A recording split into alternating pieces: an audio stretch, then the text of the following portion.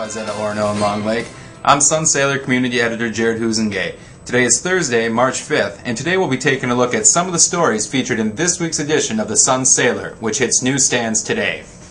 The top story from last week was that the Orono City Council decided to sell $1.19 million in refinancing bonds in its February 23rd meeting, a move that will save the city $95,000 over the course of the next 7 years. We saw the opportunity to save some money and took advantage, Finance Director Ron Olson said. Right now, any city that can do that definitely should. The city also received word that Moody's Investor Services reaffirmed the AAA bond rating that it first placed upon the city back in 2005. The AAA rating is the highest rating that can be obtained by a city and can be used to get better rates when it goes to refinance existing bonds and issue new ones. Orono is one of only 102 cities in the United States with this top rating, and is one of only 4 cities with populations under 8,000 with a AAA rating. During that same meeting, the council voted to install a second dock at Big Island Park at a cost of no more than $41,000. The city was able to make the decision to install the second dock right now, despite the economy, because it's paid for from the city's Park Dedication Fund and not the general fund.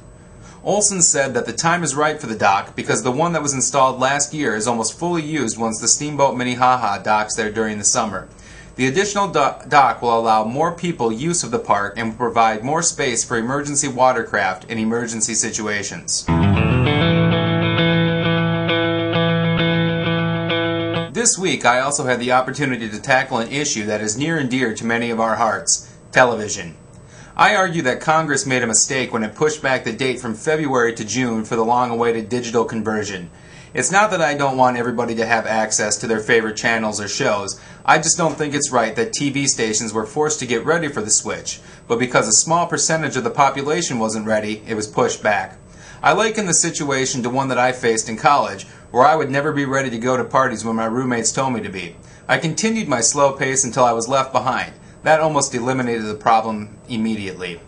It's my belief that until this country provides people the motivation to get ready for the switch by leaving them behind for the DTV party, they'll never be ready. After all, the last time I checked, nowhere in the Bill of Rights does it mention free access to Wheel of Fortune, El Sábado Gigante, and reruns of Frasier. The full versions of these stories, as well as photos from the Orono Community Arts Festival, a feature on a Wayzata resident with a starring role at Chanhassen Dinner Theater, previews of the Class 4A Section 6 Girls Basketball Tournament, and much more can be found in today's issue of the Sun Sailor and on our website, mnsun.com. For Wayzata Today and mnsun.com, I'm Jared Huzengay, and I'll see you tomorrow.